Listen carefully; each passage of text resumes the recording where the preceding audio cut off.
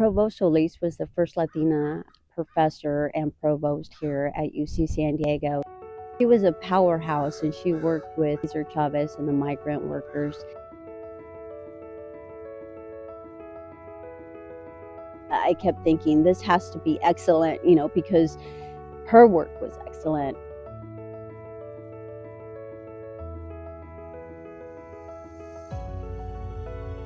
The beauty of her leadership was that she wasn't doing her study from a distance. She was actually in the fields picking, lettuce and other vegetables along with them. And that's how she really got to learn what the needs were for the migrant workers. The centerpiece of the mural got to be my favorite. You could see the smiles and greatness of that compassion come through. And as I was beginning to see her face coming out of my sketches, her eyes were very powerful.